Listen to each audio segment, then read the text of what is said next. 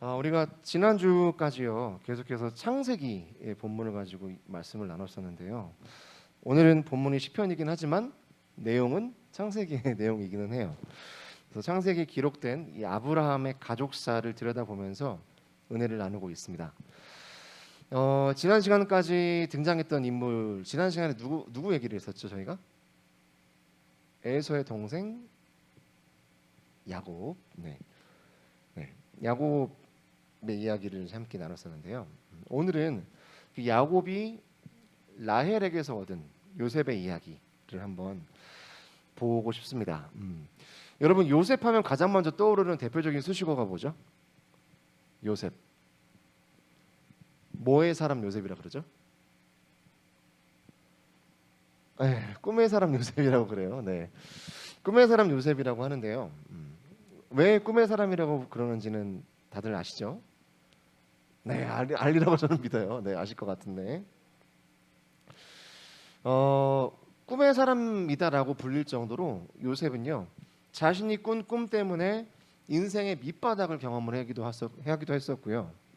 그리고 자신이 꾼 꿈은 아니지만 그 꿈을 해석해 주면서 다시금 세상에서 말하는 요즘 소위 말하는 핵 인싸의 자리까지 올랐던 아주 성공한 사람의 반열까지 올랐던 사람이 바로 요셉이었습니다.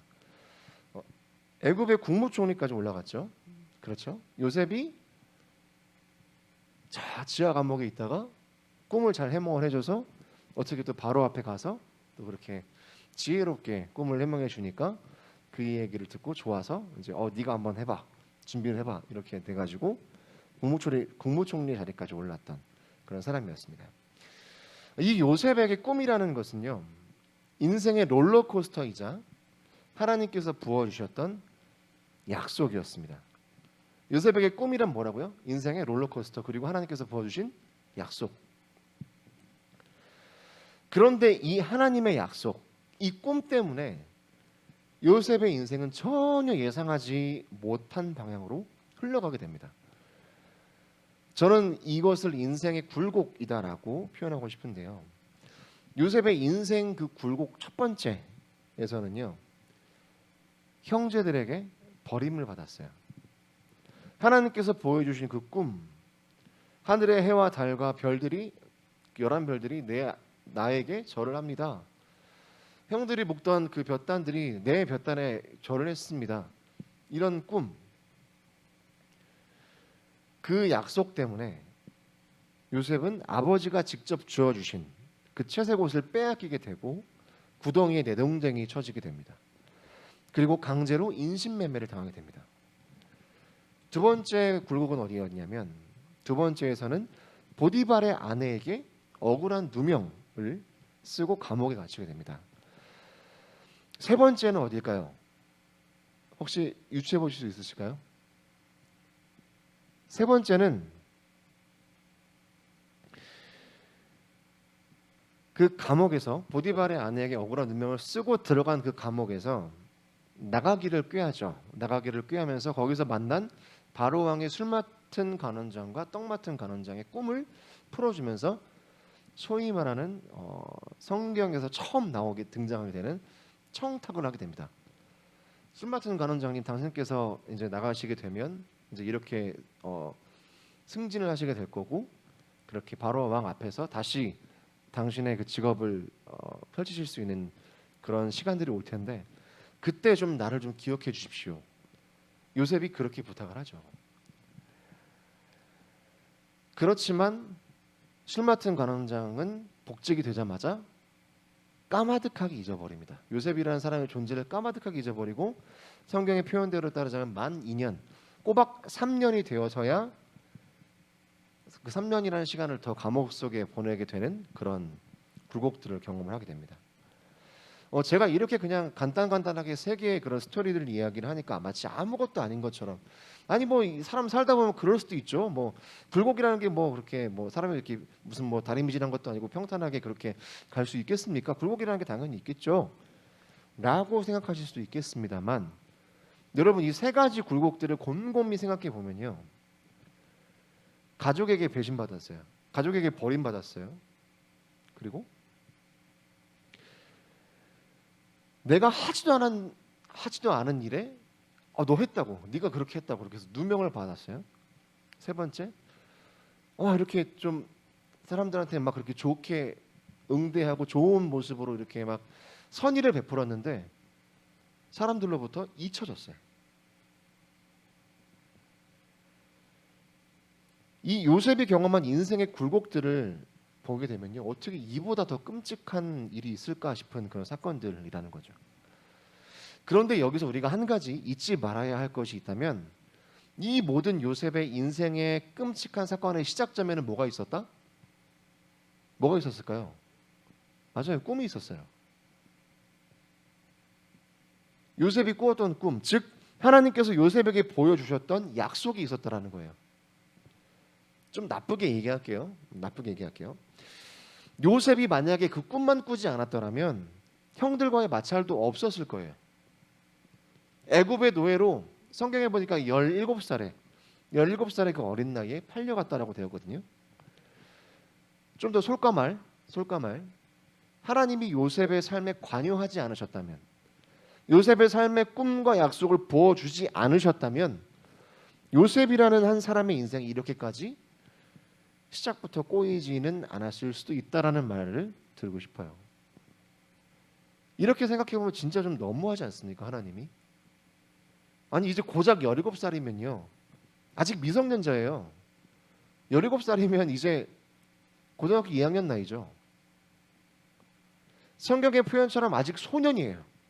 그런데 하나님께서 부어주신 그 꿈 때문에, 하나님 때문에 너무나도 큰 인생의 쓴맛, 인생의 트라우마를 가지게 되었다라는 말이죠. 물론 이 창세기 후반에 가면 이제 40장 이후부터는 쭉 이렇게 이야기가 나오는데, 왜 하나님께서 그 어린 나이부터 이렇게 인생의 굴곡을, 인생의 쓴맛을 경험하게 하셨는지 고개가 끄덕여지는 그런 내용들이 나오고, 결론적으로 하나님이 쓰시고자 하시는 일의 나이는 뭐 숫자에 불과하다라는 것을 요셉의 삶을 통해서 우리는 이제 고백을 하게 됩니다만, 어찌 됐든 요셉이 경험한 이 인생의 굴곡은요, 오늘의 우리가 쉽게 이해하기가 어려운 굴곡이기도 합니다. 아마 오늘날 이런 일들이 발생을 했다면 아마 당장은 신고가 들어갔겠죠. 뭐 그런 인신매매도 있었고 뭐 여러 가지 있었으니까. 아마 요셉도 미투 운동을 하지 않았을까요?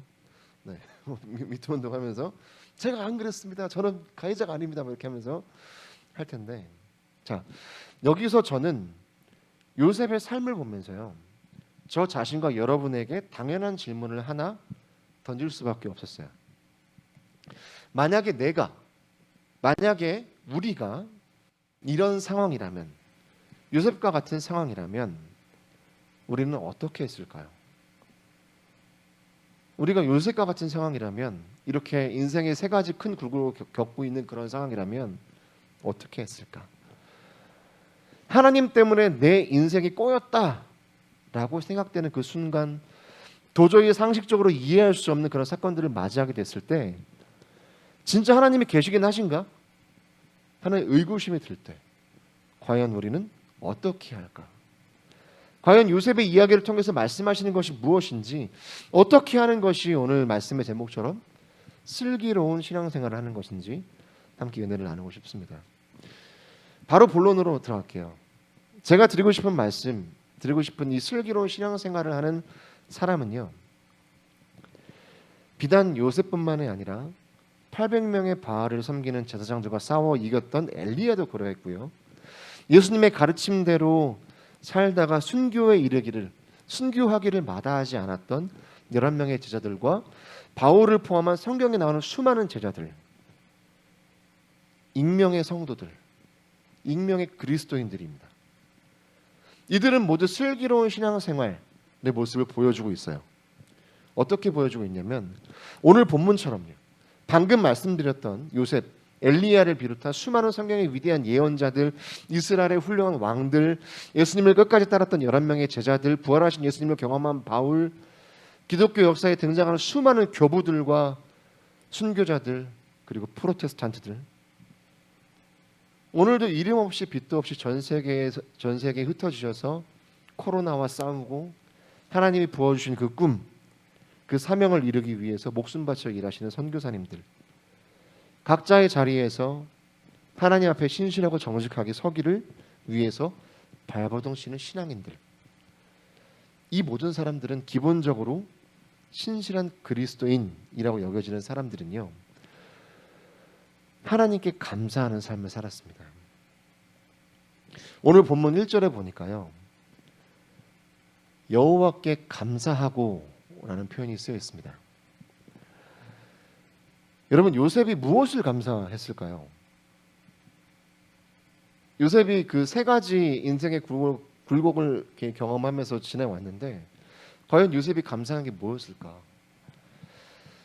요셉이 총리가 되었을 때 아버지 야곱과 형제들 앞에서 고백한 말을 한번 보겠습니다. 창세기 45장 5절의 말씀입니다. 네, PPT에 띄워주시나요? 네.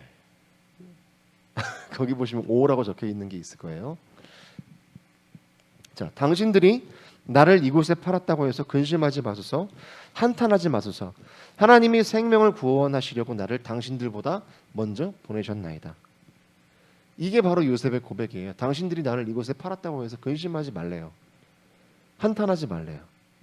하나님이 생명을 구원하기 위해서 나를 당신들보다 먼저 이곳에 보냈습니다 라는 고백을 하고 있어요. 여러분, 이런 고백은요, 나 자신에게 처해졌던 상황들에 대해서 그리고 그 형편들에 대해서 감사하는 마음이 없었다면 결코 할 수 없는 고백입니다.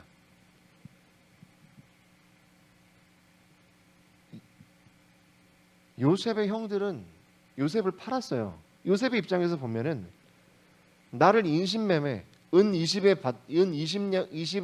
받고 나를 팔아버린 사람들이 그 형들이에요. 그런데 그 형들이 이제 지금 내 앞에 와가지고 무릎을 꿇고 조아리면서 제발 좀 먹을 거 좀 달라고 그렇게 얘기를 하고 있어요. 그런데 만약 이 요셉 마음에 감사하는 마음이 없었고 내가 그렇게 인신매매를 당하고 보디발의 아내에게 억울한 누명을 쓰고 사람들에게서 잊혀져 갔지만 그럼에도 불구하고 내 안에 그 감사하는 마음이 없었다라면 아마 요셉은 지금의 이 총리 자리까지 오르지도 못했을 뿐더러 아마 감옥에서 영원히 사람들로부터 잊혀지는 그런 비참한 삶을 맞이하게 됐을 수도 있겠죠. 요셉의 이런 고백은 감사함이 없이는 절대 결코 고백할 수 없는 고백이었다라는 거예요. 하나님께서 생명을 구원하시려고 자신을 먼저 보내신 것이다 라고 하나님께서 하신 일에 대한 찬양과 인정과 감사였다라는 거죠. 여러분, 슬기로운 신앙생활이라는 것은 이렇게 요셉처럼 전혀 감사할 수 없는 상황에도 감사할 줄 아는 삶입니다. 이게 진정한 감사죠. 나에게 주어진 것이 아무것도 없을 때 감사할 수 없는 상황에도 감사하는 것, 이게 진정한 감사죠. 이런 진정한 감사가 있는 슬기로운 신앙생활을 해나가시는 저와 여러분 되시기를 소망합니다. 자, 그럼 이렇게 슬기로운 신앙생활을 했던 요셉이 행했던 일들은 어땠을까요? 애굽의 총리로서 바로가 꾼 그 꿈대로 7년의 풍년을 통해서 7년의 흉년을 충실하게 준비했어요. 그렇게 충실히 주어진 상황을 살아냈을 때 요셉이 그렇게 충실하게 그 삶을 살아냈을 때 그 결과가 어땠는가 보면 온 애굽 땅의 사람들이 식량을 사기 위해서 자신들의 소유를 팔기 시작합니다. 애굽의 바로 앞에 와가지고 요셉 앞에 와가지고 총리님, 우리가 이제는 더 이상 먹을 게 없습니다. 제발 먹을 것 좀 주십시오. 이 애굽에는 먹을 것이 있다라고 그렇게 소문이 자자한데 우리에게 좀 먹을 것 좀 주십시오. 이렇게 이야기를 하기 시작해요. 그러면서 본인들이 가지고 있던 땅을 팔기 시작하고 가축들을 팔기 시작하고 그것도 모자라서 이제는 자신의 이렇게 고백해요. 아, 총리님 진짜 더 이상 이제 뭐 드릴 것도 없고 이제 우리가 바로의 종이 되겠습니다. 우리를 종으로 삼아 주십시오. 그러니 제발 먹을 것 좀 주십시오. 라는 그런 상황까지 가게 돼요. 그리고 온 이처럼 애굽의 땅이 바로의 것이 되고 나서도 자신들의 형제들이 식량을 구하기 위해 애굽으로 오게 되었을 때 하나님께서 꾸게 하셨던 그 꿈대로 형들이 자신 앞에 무릎 꿇게 되는 일이 이루어지는 것을 보게 되죠. 슬기로운 신앙생활을 했던 요셉이 슬기롭게 신앙생활에 꾸준하게 그리고 충실하게 삶을 살아냈더니 일어났던 일들이 바로 이런 일들이라는 거예요.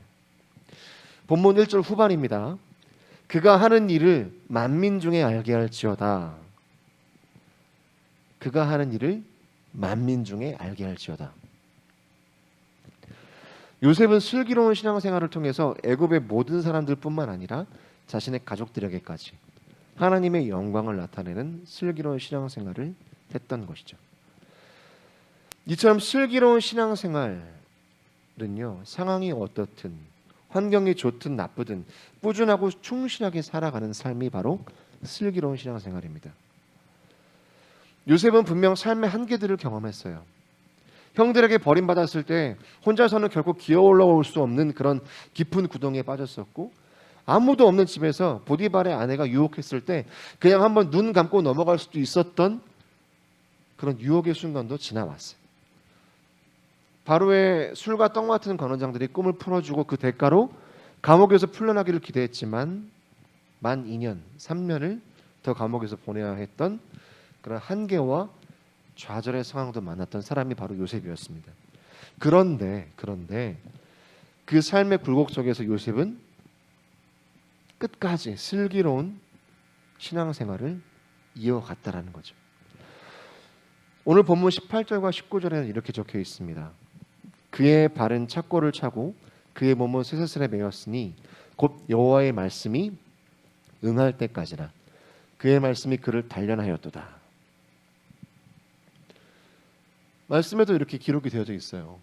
요셉은 그 깊은 지하 감옥에 들어가서 발에 착고도 차고 몸은 쇠사슬에 묶여 있고 막 사람들로부터 잊혀져 가고 있고, 그런데 그 요셉을 버티게 하고 끝까지 견디게 하신 것은 바로 말씀, 여호와의 말씀이었다라는 거예요. 말씀이 있었기 때문에 꾸준할 수 있었고요. 그렇게 슬기로운 신앙생활을 이어갈 수 있었다라는 거예요. 여러분, 이 언약 말씀에 대해서는 우리가 이제 이전 시간에도 아브라함과 이삭, 야곱의 삶을 통해서 계속해서 이야기했던 부분이기도 한데요. 우리가 말하는 이 위대한 신앙인들, 슬기로운 신앙생활로 우리에게 귀감이 되고 있는 사람들의 삶, 그 꾸준한 삶의 중심에는요, 바로 이 말씀, 하나님의 언약, 하나님이 부어주신 꿈이 있었다라는 것입니다. 여러분, 이 언약, 하나님이 요셉에게 주신 이 꿈, 요셉은 이 꿈에 대해서 17살 소년 때에도 자신의 아버지와 형제들 앞에서 자랑을 했어요. 30살 애굽의 총리가 되고 그 전에 감옥에서도 관원장들 앞에서 그 꿈 해석하는 것에 대해서 자랑했습니다. 심지어 애굽의 바로 앞에서도 꿈을 꾸게 하신 그 꿈을 주관하시는 이는 하나님이십니다라며 하나님의 이름을 바로 앞에서 가감없이 드러냈습니다. 그리고 아낌없이 자랑했어요. 하나님의 이름을 아낌없이 자랑했어요. 그 자랑 때문에 때로는 자신의 삶이 어려워지기도 했고, 또 어느 때는 더 높은 자리에 앉게 되기도 했지만, 요셉은 그런 것과 상관없이 내 삶의 환경이 지금 낮든지 높든지 어렵든지 편하든지 아무 상관없이 오늘 본문의 말씀처럼 하나님의 약속, 하나님의 영광을 자랑하기에 여념이 없었다라는 거예요. 이게 바로 슬기로운 신앙생활을 사는 사람이 하는 행동입니다. 3절과 4절 보실게요. 그의 거룩한 이름을 자랑하라. 여호와를 구하는 자들은 마음이 즐거울지로다. 여호와와 그의 능력을 구할지어다. 그의 얼굴을 항상 구할지어다. 저와 여러분에게 요셉이 취했던 슬기로운 신앙생활의 모습이 있으시기를 소망합니다. 슬기로운 신앙생활에는 분명한 하나님의 말씀이 있습니다.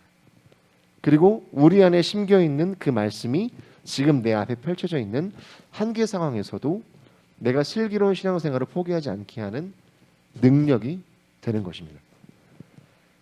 비록 베드로처럼 순간 의심하여 바다에 빠져 들어갈 수는 있어도 다시금 하나님의 능력을, 그 말씀을 항상 구할 수 있는 저와 여러분 되시기를 간절히 소망합니다.